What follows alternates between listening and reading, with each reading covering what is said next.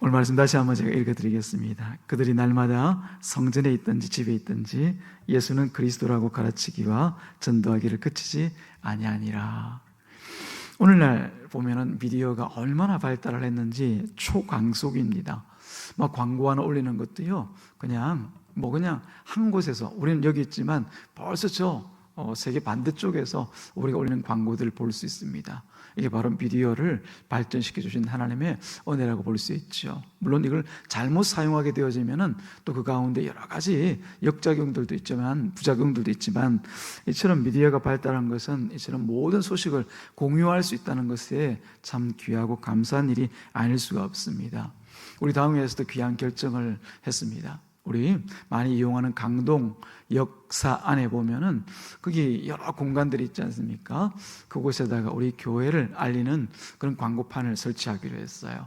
큰 부담하지 않고 또 타 교회에 있는 또 장로님 한 분이 헌신해서 그 액자를 만들 수 있도록 그렇게 헌신하시고, 우리 교회에서 또 조그만 선교 헌금을 그쪽에 보내드리면은 계속해서 이제 그 광동 역사 안에 4개의 광고판을 통해서 상행선, 하행선 그렇게 해서 오고 가는 사람들이 그 안에 있는 좋은 말도 읽고 말씀도 읽고 또 그 밑에는 우리 교회도 소개하고 하는 그런 일들을 이제 계속 진행하게 될 겁니다. 강동역 이용하시는 분들은 오고 가시면서 한번 확인해 보시길 바라요. 인증샷 찍어 오시는 분 제가 맛있는 커피 한 잔씩 대접하겠습니다. 말하고 나니까 또 그러네요, 그죠? 아무튼 그런 어떤 광고 필요할 때가 있습니다. 좋은 소식이든지 나쁜 소식이든지 가릴 것 없이 이런 광고가 미디어의 발달로 인하여서 초스피드로 전 세계에 전파되는 그런 우리 현실입니다. 그런데 안타깝게도 단 한 가지 가장 중요한 소식임에도 불구하고 여전히 전 세계에 전파되지 못하고 있는 소식이 있습니다. 바로 복음이죠. 하나님께서 죄인된 사람들을 위해서 행하신 이 너무나 귀하고 아름답고 위대한 소식, 이 구원의 소식이 전파의 속도보다 생각보다 굉장히 빠르지 않게 더디게 전해지고 있다는 사실을 우리가 알아야 됩니다. 처음 초대교회를 통하여서 복음이 시작되었을 때는 아주 소아시아 지역을 비롯하여서 많은 나라들 가운데 복음이 전파될 때 그야말로 10년 이내로, 20년 이내로 혹은 100년 이내로 그 모든 복음들이 다 전해질 것 같았지만 아직도 복음을 알지 못하고 듣지 못한 사람들이 이 지구상에는 많이 있습니다. 현재 이 지구상에는 모두 한 17,000여 종족이 살고 있다고 그래요. 인종별로 17,000여 종족들이 살고 있는데 그 중에서 약 7,000여 종족들이 아직까지 미전도 종족이라고 얘기를 하고 있어요. 그 퍼센트에 따지보면 얼마나 그 속도가 더디고 있고 아직까지 듣지 못하는 사람들이 많은 것을 알 수가 있겠죠. 물론 종족으로 얘기할 때 큰 민족을 이루는 나라가 아니라 부스로 소수의 그런 어떤 부족들이 대부분이기도 하지만, 어떻게 보면 또 큰 나라들도 보면은 이란과 같은 나라에는 아직까지 복음이 들어갈 여지조차 없는 그런 상황인 것이에요. 그래서 그 백성들과 많은 영혼들이 있지만은 그곳에는 아직까지 복음이 전제되지 않은 미전도 종족으로 여전히 남아있는 것이지요. 그러나 우리가 그런 외국에 있는 이 미전도 종족만 생각할 것이 아니라 우리 대한민국, 우리가 살고 있는, 또 우리가 같은 말로 언어로 충분히 전할 수 있는 이 대한민국이라 할지라도 이 한국에도 복음다운 복음을 듣지 못한 영혼들이 수다다는 사실을 여러분들이 아셔야 됩니다. 우리끼리 있으니까 또 우리 가정들이 대부분 보면은 예수를 다 믿는 그런 가정이들이다 보니까 아이들도 그렇고 또 부모님들도 그렇고 또 우리 자신도 그렇고 그러다 보니까 다 예수 믿는 것처럼 보이지만 사실은 이 대한민국 안에도 예수를, 이 복음다운 복음을 듣지 못한 영혼들이 많다는 것을 아셔야 됩니다. 대부분 이 복음을 전한다고 하면서 어떤 교회가 있으니까 어떤 교회에 와보시라, 혹은 예수 믿으면 복 받는다, 이런 정도의 말은 하고 또 듣기도 하지만 그런 얘기를 안 들은 사람은 아마 없을 거예요. 그럼에도 불구하고 정작 복음을 듣지 못한 영혼, 복음을 듣지 못한 영혼들은 부지기수라는 사실을 아셔야 됩니다. 한국 복음화율은 70년대까지만 하더라도 거의 한 25%에서 20%, 물론 거기도 약간의 어떤 그런 좀 부풀림이 있긴 하겠지만은 거의 한 4분의 1 정도가 복음을 알고 교회에 속해 있는 사람들이다라고 저도 알고 있었고 여러분들 아마 그런 말을 듣고 살아왔을 것입니다. 그러나 현재는 약 10% 남짓이 복음을 알고 복음을 듣고 교회에서 신앙생활을 하는 사람들로 이 통계적으로 나타나 있습니다. 더 안타까운 것은 청소년, 청년, 특히 취약 학생들, 학교에 있는 학생들을 통계를 내어보면 3%라고 얘기해요. 3%. 충격적이지 않습니까? 예, 저도 이 3%라는 얘기를 듣고 설마 그러리라고 했는데 통계에서 정확하게 나와 있는 퍼센테이지예요. 그러면 나머지 97%는 어떠다는 얘기입니까? 복음을 듣지 못했거나 혹은 복음을 들었지만은 하나님께 나오지 못한 미전도 종족과 똑같은 상황과 형편 가운데 있는 그런 처지라고 하는 것이죠. 이제 한국에서 기독교라고 하는 이 신앙 공동체는 이제 소수에 불과한 그런 입장으로 이제 지금 계속적으로 전환되어 가고 있는 것을 우리가 알아야 됩니다. 그럼에도 불구하고 지금 SNS나 여러 매체들을 통해서 보면은 너무나도 사소하고 소소한 이야기, 우리가 비록 알고 싶지도 않은 그런 이야기들이 보면은 이 미디어 공간을 통해서 얼마나 많이 넘쳐납니까? 그런 공간들 가운데 과연 정말 생명을 전하고 생명을 구원할 이 복음의 말씀은 얼마나 그 속에서 흘러다니고 있을지에 대해서 혹은 전해지고 전파되어져 가고 있을지에 대해서 우리가 한번 고민하고 생각해 보아야 될 줄로 믿습니다. 십자가 이야기, 아직 전해지지 않는 그곳이 많다라고 하는 사실을 우리가 먼저 문제점으로 잡고 오늘 말씀들을 같이 한번 나누어 봐야 될 것 같습니다. 이 십자가 이야기는 어떤 이야기입니까?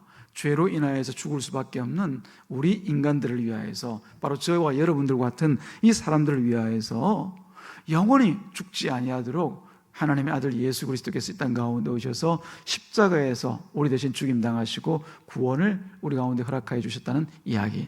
그뿐만 아니라 예수님께서 장사한 지 사흘 만에 무덤에서 일어나셔서 부활하셨다는, 그래서 친히 살아계신 주님께서 우리 주인 되어서 우리 가운데 함께 이 생명의 삶을 이끌어 가신다라고 하는 이 복음의 말씀, 너무나 중요한 이 말씀을 가지고서 우리가 세상 가운데 나가 전파하고 또 전파된 그 영혼들을 교회로 인도하여 이끌어 드려야 됨에도 불구하고 여전히 그런 일들이 우리 가운데 좀 약하고 부족하게 드러나 있는 것이 사실이라는 것을 아셔야 됩니다. 저도 이번 여러 가지 자료를 통해서 듣고 알긴 했지만 조회에서도 여러 이야기들을 하는 가운데서 듣게 되어진 것은 무려 이번 코로나 기간을 지나가면서 안타깝게도 한 10만여, 우리 총회만 하더라도 한 10만여 교회가 1만여 교회가 사라져 없어지고 교우들의 수도 이제 10만여 성도들이 지금 교회에서 떠나갔다는 그런 얘기들을 하고 있어요. 그게 단순히 우리가 경각심을 가지자는 그런 이야기가 아니라 그게 바로 오늘의 우리 현실인 것이죠. 각 교회, 웬만한 규모의 중소교회들마다 주일학교가 다 메말라 사라지고 없는 그런 형편들입니다. 소위 작은 개척교회나 혹은 교회들 중에 규모가 작은 교회들은 주일학교를 진행할 수가 없어서 아이들이 없어서 거의 다 어디 갔나 모르겠어요. 그 아이들이 없어서 그야말로 주일학교가 그냥 없고 작년 예배만 드리는 그런 교회들이 부지기수더라고 얘기하고 있어요. 물론 이런 말을 통해서 우리가 주눅 들고 상황이 그러니까 그런 대로 가자는 얘기가 아니라 우리 형편 안에서 과연 우리가 어떻게 하면은 이 세대에 있어서 진정 우리가 하나님의 뜻을 따라서 살아갈 수 있는지를 고민하지 않을 수 없는 그런 때인 것이죠. 그래서 우리가 다시 한번 생각할 때 우리가 회복할 것이 무엇인지를 돌아볼 수 있어야 될 줄로 믿습니다. 무엇을 회복해야 되겠습니까? 구원의 감격과 그 기쁨을 회복해야 되죠. 우리가 세상에 나가서 보면은 흔히 그냥 돈 받고 아르바이트로 나가서 전단지 돌리는 사람들이 있습니다. 그런 사람들의 얼굴을 보면은 그야말로 의무적이에요. 전단지를 돌리면서 그냥 기뻐서 그냥 진짜 오라고 그냥 전단지를 돌리는 것이 아니라 그냥 몇 시간 채우고 나면 알바비 얼마를 받기 위해서 의무적으로 돌리는 그런 사람들이 있지 않습니까? 그 사람들 얼굴에 드러나는 것은 그야말로 시간만 지나가라고 하는 거죠. 그리고 기쁨이 없어요. 정작 알바를 그 팜플렛 같은 것을 통해서 전달해야 될 그 내용에 대해서 그 얼굴과 몸가짐에 대해서 전혀 표현을 못하고 있어요. 그런데 정작 알바비 전혀 받지도 않는 어떤 사람들은 만나는 사람들마다 그게 잘한다더라, 그게 잘한다더라, 그게 맛있다더라, 그게 맛있다더라, 그 의사 되게 잘 고친다더라, 이런 얘기하는 사람들이 있지 않습니까? 왜 그렇습니까? 자기가 받은 그 감격 있고 그곳에서 얻었던 그런 기쁨이 있기 때문에 그 사실에 대해서 누가 굳이 가서 좀 해봐 하지 않더라도, 또 뭐 알바비를 줘가면서 그거 좀 해라고 하지 않더라도 차원에서 가서 그 일들을 전하는 것이죠. 어디 가니까 뭐가 맛있더라, 어디 가니까 친절하더라, 어디 가니까 의사 선생님이 참 잘하더라, 간호사 선생님들이 참 친절하더라, 어디 가니까 좀 편하고 좋더라, 어디 뭐 숙소는 어떻더라, 이런 얘기들이 그야말로 자발적으로 나오지 않습니까? 우리 복음도 사실은 이처럼 구원의 감격과 기쁨이 있는 사람에 의해서 지내지는 것이 마땅합니다. 억지로 교회에서 생명을 전하는 사람들 축제라고 해서 하고 싶지도 않은 사람 억지로 뭐 거리에 그런다고 갈 분들도 아니지만은 막 나가서 막 전하세요, VIP 전하세요. 이것보다도 더 중요한 것은 우리 마음 안에, 우리 삶의 중심 가운데 예수 그리스도께서 내게 주셨던 그 기쁨과 감격이 있느냐 없느냐라고 하는 것이죠. 기쁨이 있으면 여러분 드러나게 되어져 있지 않습니까? 감격이 있으면 얼굴 표정에서부터 벌써 그 표정이 드러나게 되어져 있지 않습니까? 그와 같이 우리가 회복할 것은 다른 것이 아니라 바로 내가 받은 그 구원, 없는 것을 있는 것처럼 얘기하는 것이 아니라 있는 그 사실, 내가 받은 그것을 그대로 나가 표현하고 전하고 증거해 보라고 하는 것이죠. 그래서 구약 말씀에 보면은 다윗이라는 사람이 하나님을 사랑하는 그 마음으로 그 언약궤, 얼마나 사모하던 언약궤입니까? 여러분 이미 뭐 다 아시는 분이니까 제가 그 전에 설명을 하지 않겠습니다. 언약궤를 사모하는 마음으로 다윗성에 메고 들어옵니다. 그때 그 다윗의 마음이 얼마나 기뻤던지 자기 에봇이 입고 있는 옷이 벗겨진지도 모르고 춤을 추면서 마치 광대와 같이 그 앞서서 춤을 추면서 그 행렬들을 이끌어 나갑니다. 즐거움으로, 기쁨으로. 왜요? 자기가 기쁘니까, 견딜 수가 없으니까요. 그 기쁨으로 하나님을 찬양하지 않습니까? 그 내용에 대해서 역대상 16장 23절과 24절에 이렇게 표현해 놓고 있습니다. 그가 하나님을 향하여 찬양하면서 이런 노래를 올려드립니다. 같이 한번 읽어보시겠습니다. 역대상 16장 23, 24 시작. 온 땅이여 여호와께 노래하며 그의 구원을 날마다 선포할지어다. 그의 영광을 모든 민족 중에, 그의 기이한 행적을 만민 중에 선포할지어다. 온 땅이야, 온 땅이야. 자기가 기쁘니까 온 땅이 다 기쁜 거예요. 다 기쁜 거예요. 온 땅이 하나님을 노래하고 그 구원을 날마다 선포해라. 날마다 선포해라. 그렇게 얘기합니다. 지금 이 자리뿐만 아니라 영원토록 날마다 선포하라. 하나님의 영광을 모든 민족 중에, 지금 있는 우리가 아니라 모든 민족 중에 나아가서 그의 기이한 행적, 우리를 구원하시고 우리와 함께 하신 그 놀라운 일들을 만민 중에 나아가 선포할지어다. 그렇게 노래하고 있는 거죠. 이 다윗의 심정을 우리가 깊이 좀 묵상할 수 있기를 주님의 이름으로 축복합니다. 때로는 저도 마찬가지로 토요일 3시에 전도지를 들고 복음을 전하기 위해서 이 지역에 나가봅니다. 정해진 장소가 있는 것은 아니고 지역을 쭉 돌아다니면서 만나는 사람들마다 예수 믿으십시오, 예수 믿으십시오, 가까운 교회에 찾아가서 구원 받으십시오, 그런 식으로 전하다 보면은 그 자리에서 뭔가 모르게 이게 좀 힘들다, 어렵다, 그런 마음이 들 때가 있어요. 왜냐하면 잘 받아가면 되는데, 어제는 또 같이 복음 전하다 보니까 한 사람은 그냥 거부하는 사람, 딱 한 사람이 있었군요. 한 사람이 있었는데 거부하는 사람이 없이 잘 받아가면서 그래도 웃어주고 같이 인사해주고 하는 그런 모양이 있으면 편하고 좋은데, 그 자리에서 그냥 거부하고 이상한 사람처럼 막 그냥 아래 위로 훑고 그냥 툭 치고 지나가고 이런 걸 보면서 마음이 상할 때가 있단 말이죠. 그건 왜냐하면은 제가 정말 이 예수 그리스도를 전하는 기쁨과 감격 안에서 이 다윗의 마음처럼 온 땅에 여호와께 노래하라, 노래하라. 세상에 누가 일어나서 그 앞에서 반대하고 심지어 자기 아내인 미갈이 옆에서 아이고 저 사람 혀를 차고 있는 그런 상황에서도 하나님만 바라보니까 기뻐서 전하던 그런 기쁨인데 제게 없었기 때문에 그런 것은 아닌가 여겨집니다. 사람들은 내가 무엇을 얼마나 했는지에 대해서 관심이 많습니다. 대개 나에 대해서 관심이 많죠. 하나님께서 행하신 일에 대하여서 뭔가를 생각하고 드러내고 또 전하고 싶어 하기보다도 나에 대한 관심들이 너무 많습니다. 저 사람이 나에 대해서 어떻게 볼까? 저 사람이 나에 대해서 어떻게, 이루고 있는 나에 대해서 어떻게 생각할까? 그런 생각이 있다 보니까 점점점 어떻게 보면은 내가 주눅들게 되어지죠. 가령 그 사람 그런 마음 가운데 세상 가운데 나아가서 전한다더라도 결국은 하나님의 이야기보다는 내 이야기를 전할 때가 많습니다. 내 이야기. 소위 우리가 옛날에 나 젊었을 때 그때 나도 그때 이런 얘기들이 소위 라떼라고 하죠. 예.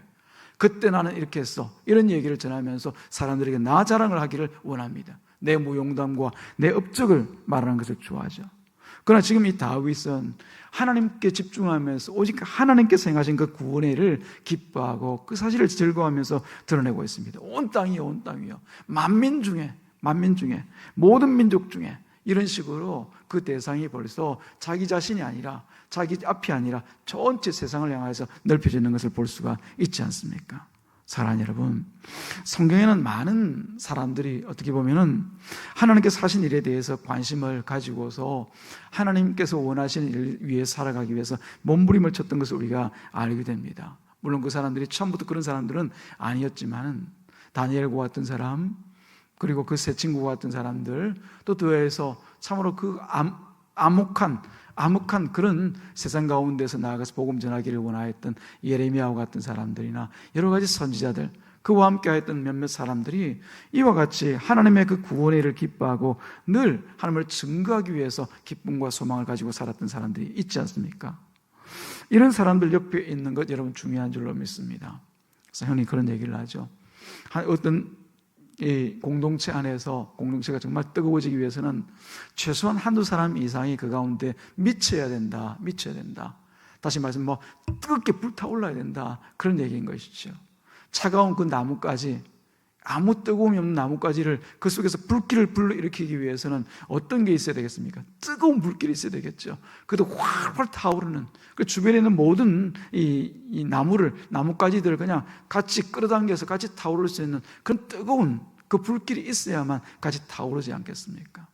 우리 교회도 다른 부분에서는 너무나 좋고 아름다운 또 귀한 교회지만 그런 뜨거움에 있어서는 우리가 같이 한번 도전을 가져볼 필요가 있는 것 같습니다. 제가 그냥 하는 말씀은 아니고요. 제가 토요일마다 계속적으로 광고를 올리고 토요일 오후 3시마다 우리가 전도 모임이 있습니다. 나가서 하십시다라고 했는데, 여러분 지나오면서 물론 뜨거운, 너무나 더워서 우리도 한 달 정도를 쉬기도 했지만, 방학도 했지만은 그런 부분도 있겠지만은 최소한 우리 마음 가운데 그런 도전들은 가지고 살아야 옳지 않은가라고 하는 거죠. 매일 나가서 전도해야 마땅하지만 물론 여러분이 사는 그 현장 속에서 전도하고 사시겠지만은 때로는 교회가 함께 나아갈 때 합심하고 합력하여서 토요일 오후 3시 그 시간이면 좀 시간을 같이 맞추어서 함께 으쌰 예수 그리스도 이름을 부르고 나가면서 같이 복음을 전하는 그런 일도 필요하지 않겠냐는 거죠. 그래야 다시 한번 아까 말씀드린 대로 10% 이하의 한국 교회 현장, 그리고 불과 3%밖에 되지 않는 그런 어린이들과 청소년과 청년들의 그런 어떤 복음화율에 대하여서 우리가 다시 한번 반등을 일으킬 수 있겠지 않는가라고 하는 것이죠. 시대가 그러니까, 우리 지금 상황이 그러니까 그냥 이대로 우리가 살아갑시다. 어쩔 수 없지 않습니까? 지금 나가봐야, 복음 전해봐야 듣는 사람도 없고 돌아올 사람도 없고, 그냥 다 교회가 지금 작아지고 이 교회에 떠나는 사람들이 많은데 그 사람 가운데 우리가 발버둥 쳐봐야 뭐가 있겠습니까? 하나님께서 과연 그걸 원하실까요? 물론 우리의 죄와 악에 대하여서는 철저히 엎드려서 회개하고 하나님 앞에 나아가야 되겠지만은, 엎드려야 되겠지만은, 그러나 우리에게 주신 이 복음의 사명에 대하여서는 우리는 결코 그냥 주저앉아 있을 수가 없는 것이죠. 어찌하였건 때를 얻든지 못 얻든지 이 복음의 말씀을 전할 수 있기를 우리가 구하고 원해야 될 줄로 믿습니다. 그렇습니다. 이처럼 다윗, 그 뜨거운 마음을 가지고 있었던 이 다윗 옆에 있었던 사람들 중에도 하나님의 은혜를 함께 입는 사람들이 있습니다. 그들도 같은 마음으로 하나님을 전하고 싶어하는 것이죠. 아삽이라는 사람이 등장합니다. 이 아삽은 하나님의 은혜로 언약궤가 들어오는 날 다윗 옆에서 다윗이 함께 찬양해. 아삽, 당신도 당신 찬양대 통해서 나와 함께 찬양해. 옆에서 막 부추김을 받아서 옆에서 찬양을 했던 사람입니다. 그래서 역대상 16장 7절 말씀에 보면 이렇게 표현되어 있죠. 그날에 다윗이 아삽과 그의 형제를 세워 먼저 여호와께 감사하게 하여 이러기를, 우리 같이 한번 찬양해 보자. 내가 이렇게 기쁜 마음을 주체할 수 없으니 아삽, 너도 지금 여호와의 언약궤가 들어오고 있지 않냐? 같이 한번 찬양하자. 너 형제들 다 세워가지고 다 피리 불 사람 피리 부고 그 가전 악기들 가지고 와서 찬양하고 목소리를 찬양할 사람 찬양하자. 그러면서 찬양을 할 때 이 사람이 나중에 보면은 많은 시편 가운데 하나님 앞에 올려드리는 귀하고 아름다운 곡조를 지어서 하나님 앞에 올려드렸던 바로 그 아삽이라는 것을 알 수가 있어요. 그 아삽이 기록한 시편 77편의 말씀 가운데 이 말씀을 제가 여러분과 함께 나누고 싶습니다. 11절 12절 말씀입니다. 시편 77편 11절 12절 말씀 함께 읽어보실까요? 시작. 곧 여호와의 일들을 기억하며 주께서 옛적에 행하신 기이한 일을 기억하리이다. 또 주의 모든 일을 작은 소리로 엎조리며 주의 행사를 낮은 소리로 되뇌이리라. 이 말씀이 그 길고 긴 말씀 가운데 왜 중요하냐면은 이 신 아삽이 과거에 있었던 일들을 추억하고 생각하면서 기이한 일을 기억하며 또 작은 소리를 엎조리며 낮은 소리로 되뇌이며 계속 자신의 삶에 되새김질을 하면서 살아왔더라고 하는 것이죠. 이처럼 한번 불길이 닿아서 그 뜨거움으로 인하여 하나님 앞에 막 뜨겁게 살았던 사람들은 그 뜨거움을 잊지 못합니다.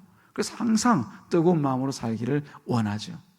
사랑하는 여러분, 우리는 어쩌면 지금까지 하나님께 주신 그 예수 그리스도의 그 십자가의 은혜 앞에서 뜨거운 마음 한번 마음껏 내지르지 못하고 살았는지도 모릅니다. 그 은혜, 그 사랑을 생각하면 우리 몸을 불태워 드린다고 하더라도 아까울 것이 여러분 있을까요? 예수님은 그 십자가에서 그 모진 고통과 아픔들을 다 참으시고 6시간 동안 물과 피를 다 쏟으시면서 우리 생명을 위해서 희생하셨는데요.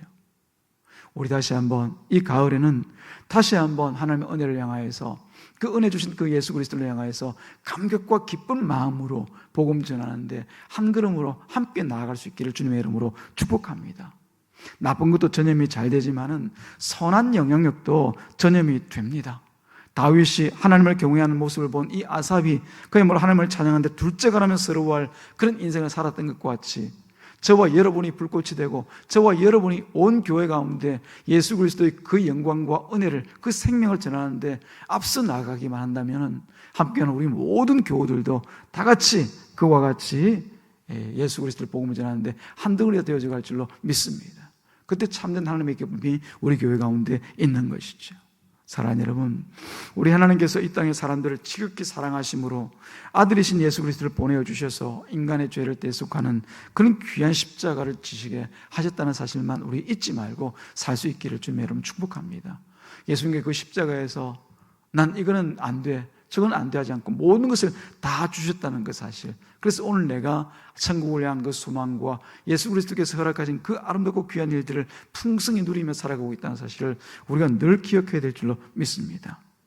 히브리서 2장 3절 말씀 보면 우리가 이같이 큰 구원을 등한히 여기면 어떤 말입니까? 소홀히 여기면 아무것도 아닌 것처럼 무시하면 어찌 그 보응을 피하리요? 이 구원은 처음에 주로 말씀하신 바요 들은 자들이니 우리에게 확증한 바니. 우리는 이미 듣고 알고 이미 성령을 통하여서 확정되어져 있는 사람들입니다. 우리가 이 사랑을 등한히 여길 수가 있겠습니까? 그 큰 사랑을, 큰 구원을 등한히 여길 수가 없는 것이죠.